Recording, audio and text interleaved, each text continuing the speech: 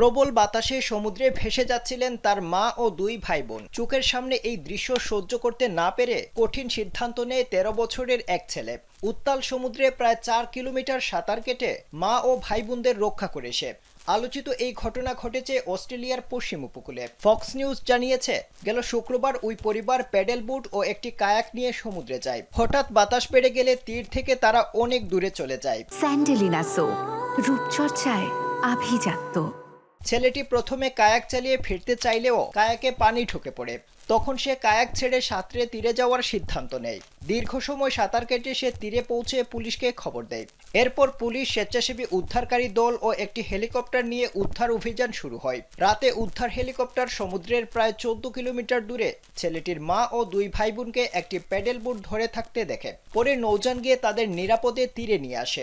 উদ্ধারকারীরা বলেন, ছেলেটির সাহস ও ধৈর্য সত্যিই অসাধারণ। পুলিশ জানিয়েছে, তার দ্রুত সিদ্ধান্ত ও সাহসের কারণেই পরিবারের সবাই বেঁচে গেছেন। এই ঘটনায় ১৩ বছরের ছেলেটিকে সবাই একজন নায়ক হিসেবে অভিহিত করেছেন।